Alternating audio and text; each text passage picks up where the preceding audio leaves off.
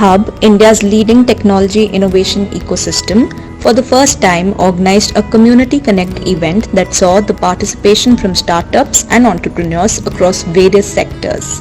The event was held at T-Hub Hyderabad on 23rd December 2021. Srini is one of the founding fathers of T-Hub, right? So this magnificent building which you see, he had a large part to play, and from a formal role standpoint he was COO and then subsequently CEO as well. And thank you, Srini, for taking the time for coming here. I'm just quickly going to read what Srini does, which is quite a page full, very quickly. So he's the founding India President of the Global Entrepreneurship Network, a board member of the Gen Space, on the advisory board for the Dalai Lama Center for Ethics and Transformative Values at MIT, which is quite a mouthful, and so on, right? But more than anything else, apart from everything else he does at work, right? He's completely, passionately devoting to building communities around entrepreneurship. So welcome, Srini, and thank you for being here. To my left is someone who's now moved to the dark side. Okay, so we have Vamshi Reddy. Vamshi Reddy has had a very interesting career, worked in the US with Cisco for 8 years, built a startup called Apalia way ahead of its time. It was in streaming, and Apalia got acquired by Yup TV, and then he decided to move to the dark side. So Vamshi is now general partner at Kalari Ventures, which is a $650 million fund, invested capital based out of Bangalore. So he's based in Hyderabad. And for those of you who don't know Kalari, Dream11, Myntra, and most recently $2.5 million investment in Samosa Party, yeah? which Vamshi is very proud of. Okay, so I'm going to ask, so the way I thought we'll structure this discussion is both of them have built institutions, both of them have built companies, right?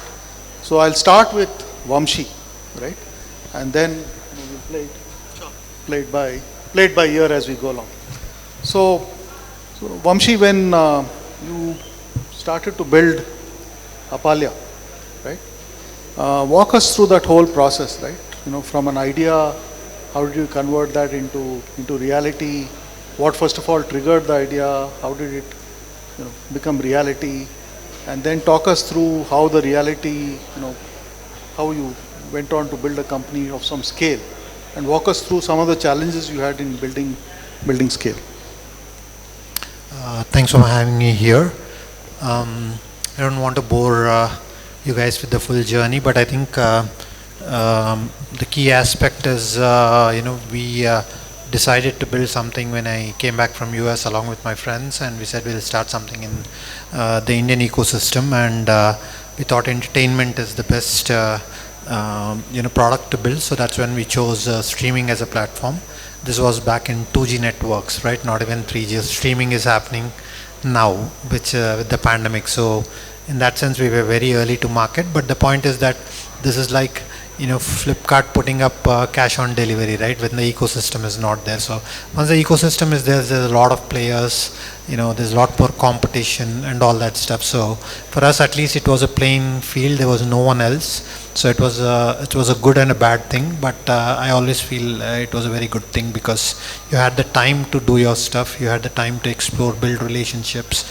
There was no rush to kind of get to a certain point, which is happening right now. So I think we slowly built it. The journey, venture capital ecosystem was just starting in India at that point of time in 2006.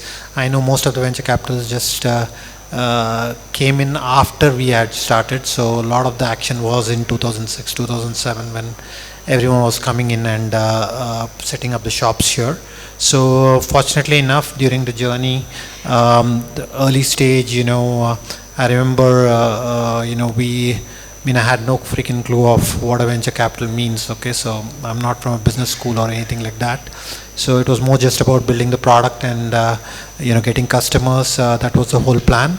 And along the way, there was a lot of help in the ecosystem, like investment bankers is what I learned, that there are people who can help you with raising capital.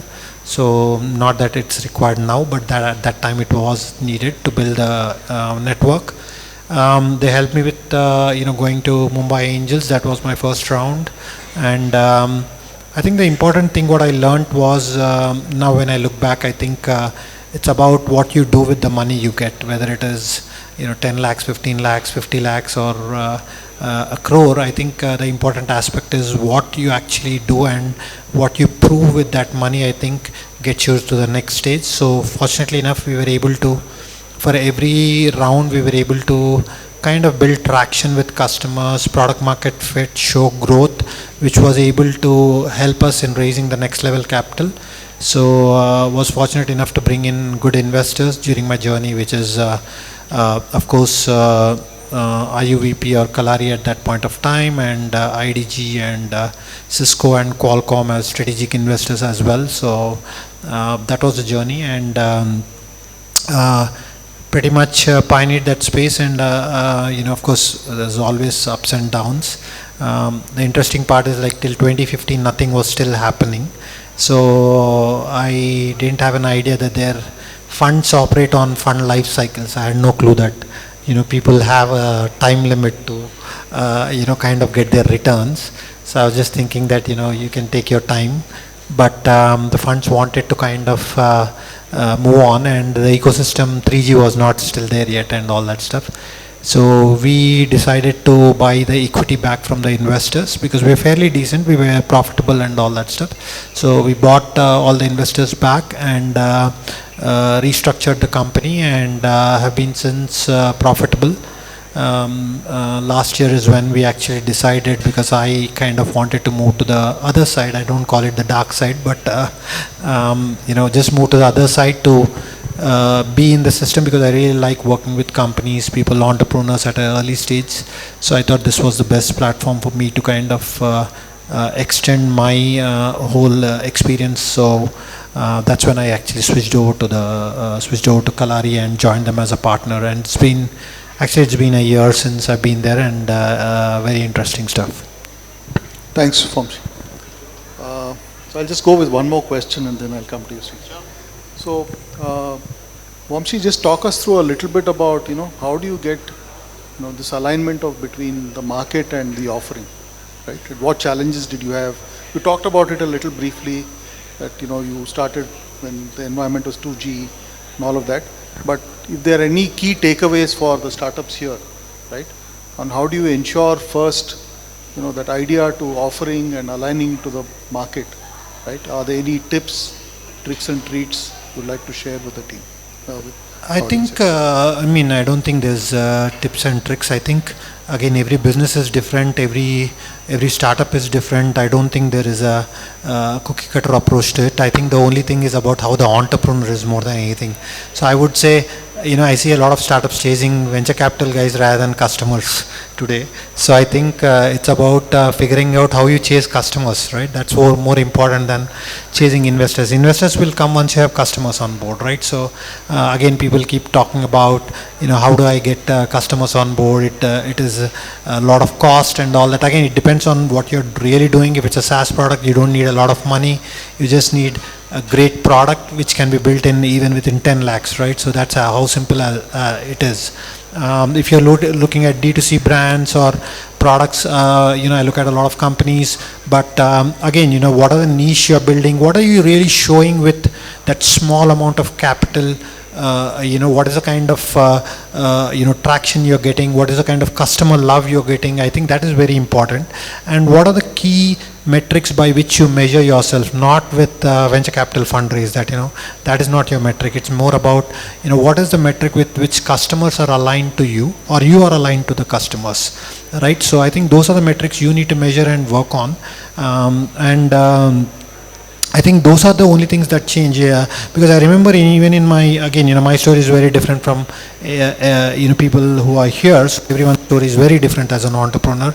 I was selling for enterprises, right? And enterprise sales are long. Enterprise sales take a lot of time, and it's a lot of hard work, right? But it's beautiful because once you get in, you can just go very deep.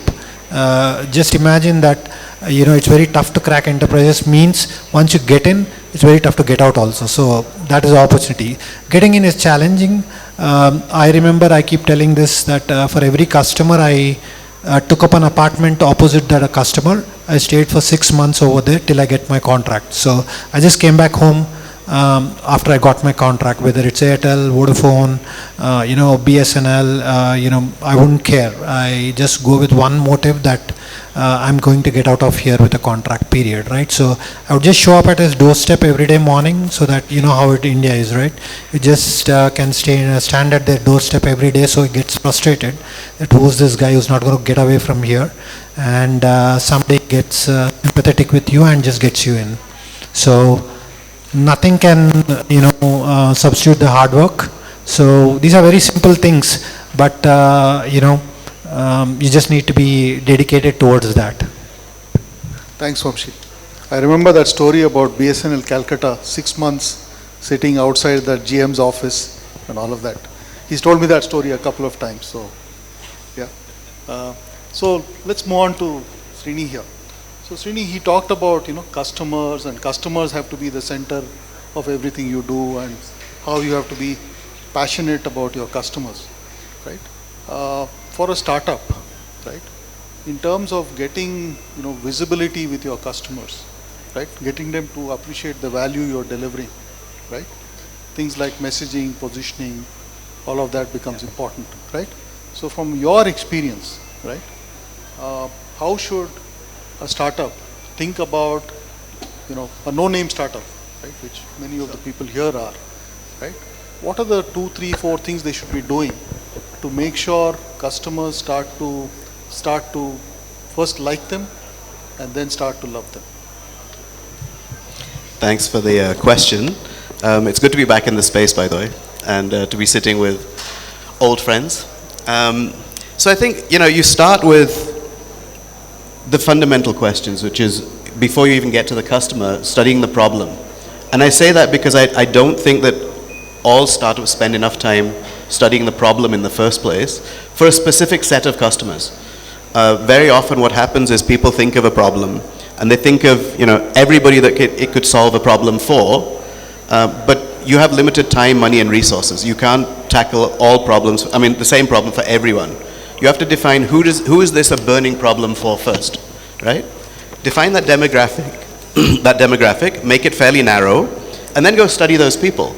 You have to have a deep understanding of that demographic as well. Where do they hang out? What do they like? What influences them? All of that kind of stuff. Then comes the thing about, okay, now you've defined that demographic, you've defined the problem you're solving for them, really, really studying which aspects of that problem are critical to them. That forms your, your minimum viable product. If you don't understand that part, you're probably not going to be solving the right sets of things.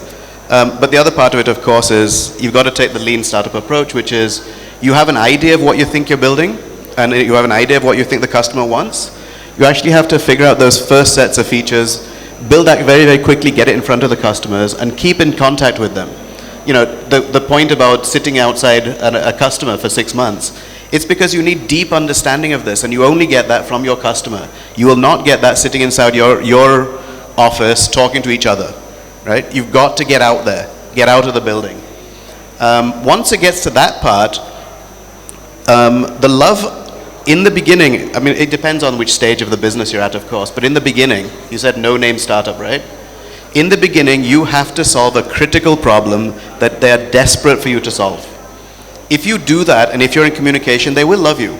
It's part of, I've actually worked in all sides of this piece, right? I've worked in enterprise, I've worked in the startup side, I've worked in government, etc.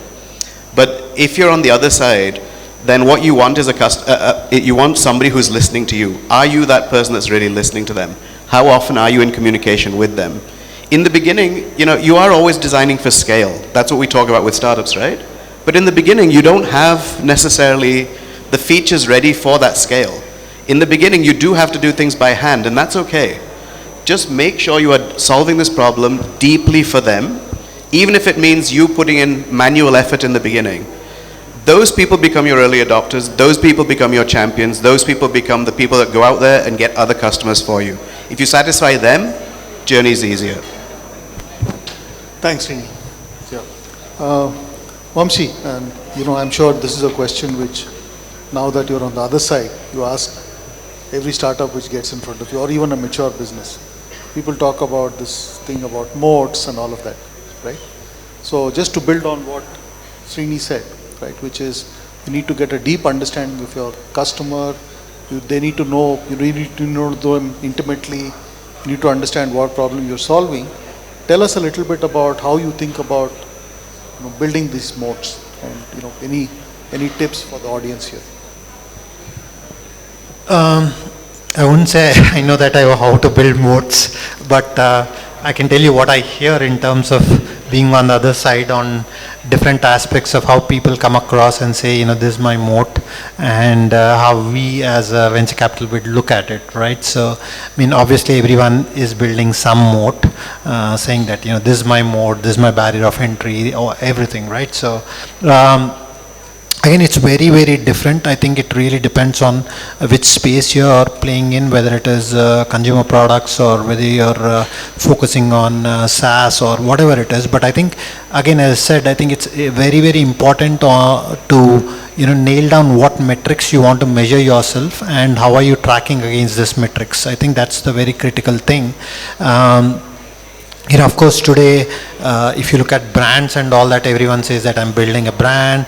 The moat is that it's very unique and all that stuff. You sit on the other side of the venture capital, you'll see 10 other stories which are very similar. So the moat is very unique to the founder, but does it have that kind of scale and ability to kind of sway away the competition and all that stuff is something which you need to do. And typically that's something which comes again from the whole point that how is the customer loving your product, how is the customer engaging with your product, and all those things. I think I always believe that the traction, however little it is, will show a lot of insights, and I think that is your moat. If you are blindsided by trying to tell investors which you are not seeing, right? So you're saying, hey, the retention is superb, the engagement is superb, the churn is very less, I have so many installs, but when we get into the deep details, that that's not happening, right? So before even you're selling the story to the venture capital, I think it's more about you trying to figure out, what is going wrong in all those elements or what is going right in those elements and focus on those things. And I think those typically become your moat when you're coming to, raise capital or anything. Thank you. Okay, Srini. So people talk about growth and people talk about scale, right? So from your experience of over 30 years, what's the difference between growth and scale?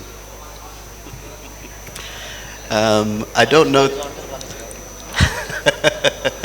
One is horizontal, one is vertical. Okay, that's a good one.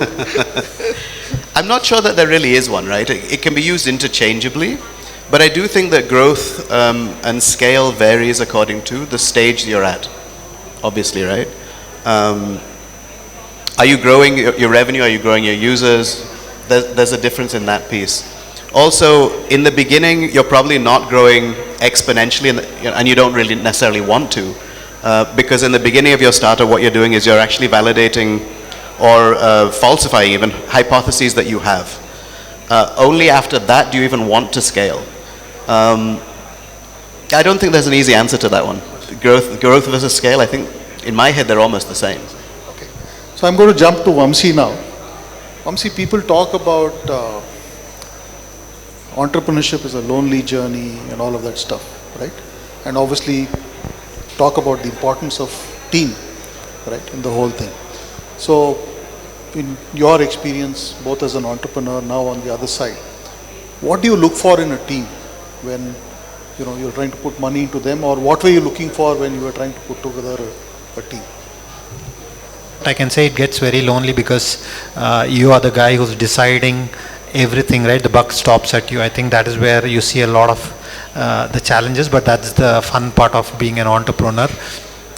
I think, one of the beautiful things of being an entrepreneur, I think within the ecosystem, the network is just there to help, right? And I think team building is one of the major and critical components of an entrepreneur, which means your ability to kind of convince someone on the idea to join you and be a part of the journey without paying them, right? So that is the beauty of convincing, which you need to learn. And apart from my own currently what I do as an investor, I try to do a lot of ideas which I try to work parallelly, and every time it's a different idea, I try to go convince someone who I can find on LinkedIn to be a part of the journey, show larger than life picture, right? And make sure that they're convinced enough to join me without any pay, right? So because you don't have the money to afford these guys, right? They're all at a very comfort zones, right? So I think the team building is more about your ability to tell the story to your organization, your people within the ecosystem to come join you on this journey. I think that's very, very critical aspect. So for us, when we look at an entrepreneur, we always look at his ability to kind of bring up a team very quickly at an early stage, right? Great team. So I think that only will come not just with money, but because today money cannot buy people. That's the biggest problem we have as an ecosystem also. So it is more about their belief in your idea, your leadership, your thought process, which I think is very critical. Thank you. Do you mind if I just add to that? Yeah, please. Actually, I just wanted to address the thing about the founder journey being a lonely one, right? And I'm addressing this one because I've known 2 people who committed suicide this last year as founders. So when things are going well, it's easy, right? Then you've got everybody around you, everything's going great. It's not an easy journey. I mean, how many of you here are entrepreneurs? How many of you here are in T-Hub right now? Okay. So if you're part of T-Hub or any other incubator, right, or any kind of network, then in fact, one of the reasons why we started T-Hub was exactly this. It was actually just to be a network of founders for each other, because it is a lonely journey. When I say that, what I mean is, and I'm sure all of you experience this, when you try and talk to friends who are in regular jobs about what it is to be an entrepreneur, they just don't get it. They switch off at 6 o'clock or whenever work is done. They don't. It's not like you guys that are breathing, eating, sleeping this stuff. That's one part of it. The other part is, again, there are lots and lots of ups and down swings. And you can't share those ups and downs with your team because you're supposed to be there motivating them, right? So you have to be the big, strong guy. Exactly, right. So, one thing I would say is that if you are a founder, make sure you've got a network. Make sure you've got a mentor if you can, and make sure you've got a network of peers who will support you and, give you straight advice. And the last thing is, if you are in trouble, reach out. Do not hesitate. The reason these things happen is because you feel bad. Your whole identity gets wrapped up in this, but the truth is, it's just another startup. It may not feel that way at the time. You can always pick up and do another one again. So yeah, I just didn't want to leave that there. Thanks. I think that's a great thing, Srini, and thanks for bringing it up. And I have always made the statement that an entrepreneur is never a failure. Just starting up itself is a success. So you don't need to worry about what people think or what the outcome of venture capital evaluation is, whether you're able to raise capital or not. Nothing matters, because as an entrepreneur, when you start, you're already a success, right? Because you're doing something which 99% of the people are not doing, right? So you're a success. I think you just need to be mentally in that zone. And like Srini is saying, it's just, just to give some stats, I think we're just going to close this year with looking at 3,500 companies. Okay, So it's not a measure that someone else is not doing good or bad, so, and it's not a measure you should go by anyways. I think it's just a measure that, you know, you are starting, these are great people, great founders who are starting. So I think, you know, I agree that, you know, just reach out in case of any help that is required. And I think I also give it, during the pandemic and all that stuff, I think mental health becomes a very, very important aspect, right? So while it's lonely, it's not lonely if you speak out. Thank you.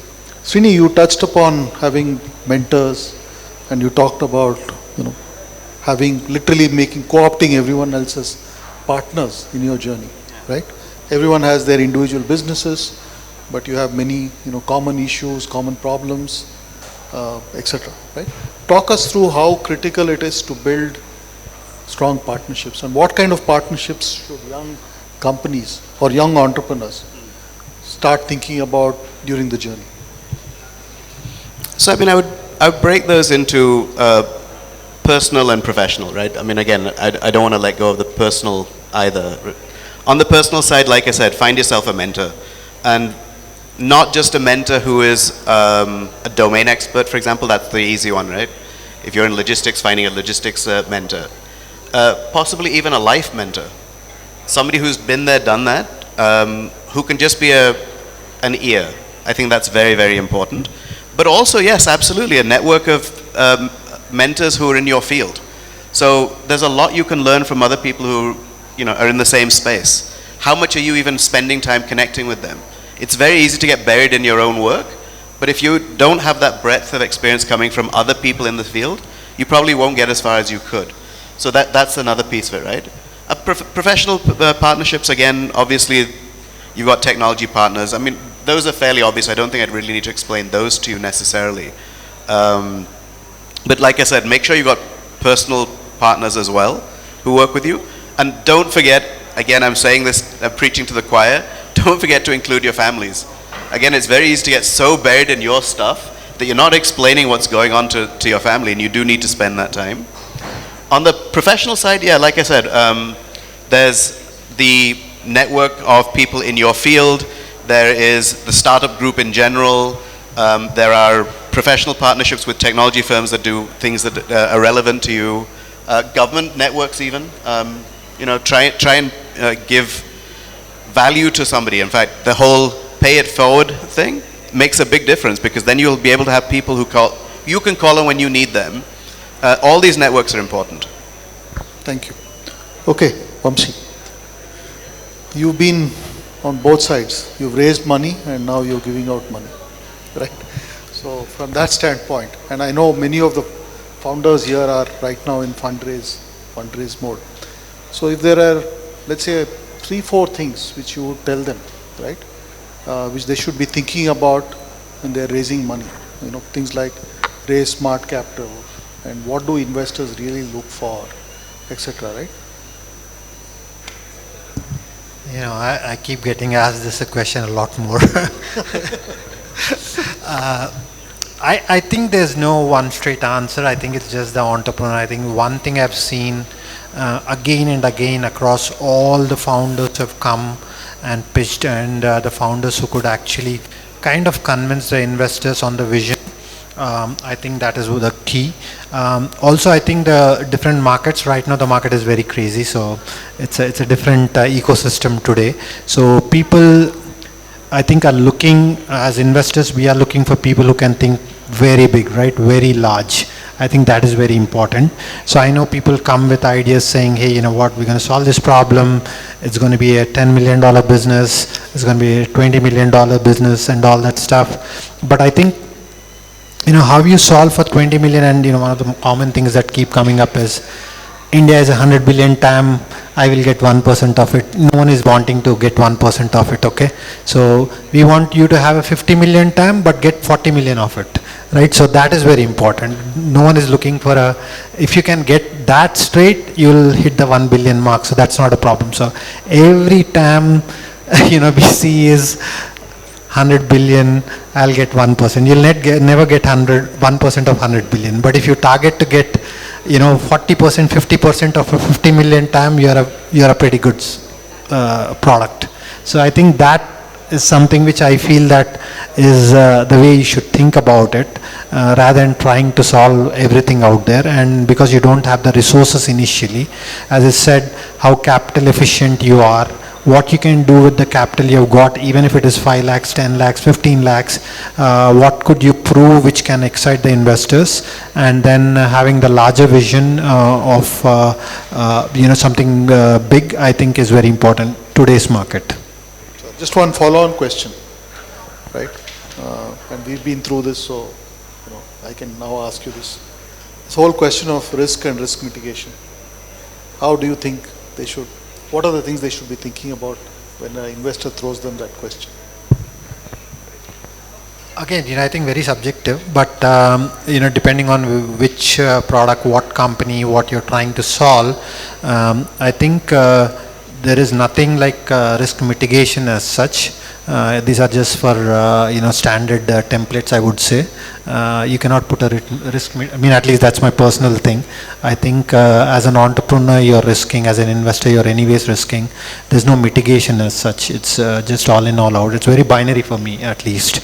Of course, you can put things saying that I'm putting a mitigation for this like this, but I don't think at any stage it works like that. I think it's always every time, no matter at what stage of the company you're taking certain risks, and that's how it works. I don't believe personally in any mitigation as such. As simple as I didn't start having an insurance policy till last year. So. No, I think Vamshi made two great points, right? One is about TAM. Don't talk about 100 billion and I'll get 1%. And second is, the reason I brought up that question is, if you look at any standard template, you'll find some of these, right? So, and I thought, given his experience on both sides, he can bring that out. Okay, Srini, I have one question and then we'll throw it open to the audience for you. So obviously, this is a journey, right? Zero to 1 crore, 1 crore to 10 crores, 10 crores to 100 crores, and then 100 crores to 1,000, and so on. So from a mindset standpoint, right? How do you think a founder or an entrepreneur, as he goes through the journey, what does he have to do to make sure, he can keep up with the different expectations of himself, he would have himself, as well as, the other ecosystem would have as you go through the journey? How do you make sure you don't burn out? Okay, that last one was a slightly different question. But I'll start with the first part, right? As a founder mindset, there are different stages that you're going. In the beginning, you've got a problem you think is big, and you think that there's a solution that you have a handle on, but that it's based on a bunch of hypotheses. So in the very beginning, all you're doing is, like I said, falsifying a bunch of hypotheses and figuring out what actually works. That's it, right? Don't look for growth, don't look for anything else, just figure out, is this the right set of things? But as you grow, you actually have to start building a business. In the beginning, you don't really need to bother about building the business part necessarily. You get a few people on board, you build a product, you start talking to customers, you get out there. But as you start to scale, you have to start turning this into a real business. And that's when building a team, managing team conflict, a lot of HR issue type stuff starts to come up, and a lot of founders are not very good at that, to be honest, right? Especially here. A lot of us are technical guys to start with, and therefore people is like, I just want to sit at my computer and do my stuff. I don't want to deal with people. You got to learn that stuff. You also have to start dealing with compliances, regulations, a whole bunch of other stuff of that nature as well. And so you'll have to start learning. One of the things that I always say is that a founder is learning all the way through. There is never a point in time where you are sitting back and going, okay, it's solved, I'm done. My team will take care of it, right? That's never happening. You've just got to be on the spot, learning all the time about every field, from management to HR to sales, and everybody's a salesman, of course. I'm not sure if that answered the question. Did. We can go on about this for so one last thing I wanted to I just keep saying this to a lot of people out there, even my friends who start companies and all that, capital raise is a very important aspect of the journey, and I always believe that there is someone out there ready to give you a check. So don't stop it's very frustrating because you hear a lot of rejections, right? And that is a part of the journey. And I see a lot of people getting frustrated and saying that, hey, you know what, screw it, I'll just go do whatever I can, and I don't want to convince anyone. And a lot of things come into play. One thing I've realized, and it's part of my journey, is that I would just go, as much as I would go after customers, I would go after anyone out there and keep talking, meeting. And you would be surprised, I'll give you an example. I was during my last fundraise, actually, I was in Singapore trying to raise capital, and I was going to meet one of the investors over there. And accidentally I had to I had some time, and I said, okay, there are 3 more people in the city, why don't I go meet these 3 investors? So I just pinged them. One of them gave me time, which was Cisco actually, not in my radar at all. I went, I met them. In 25 minutes, they committed to coming on board and putting a $10 million check. Okay, so you never know where people are in their mindset, right? So, but I can assure you there is someone who's ready to write you a check somewhere. You just need to figure out who that guy is. You need to be very, very consistent and go after anyone who's willing to talk to you, okay? Second is, once you talk to an investor, make sure you keep updating them on the progress. It is a relationship. It is not like you went, pitched, and you got out of there, right? Investors like when people are coming back with genuine updates, not like every small thing, because then you don't want to get them bored. But make sure you communicate to the investors even if they don't like you, because they might come and it's not like liking you, but they might have not felt right for at that time. But keep communicating back to them, every quarter or every month, that this is the progress, I'm seeing traction, because you never know when they get excited. Sure. So just to sum up, right? So I think one is believe in your idea, flesh it out, be passionate about your customers, network like hell, and hustle. Right? Broadly, always be selling. And always be selling, right? So, yeah, I think that's broadly the summary. So, thanks Srini and thanks Vamshi.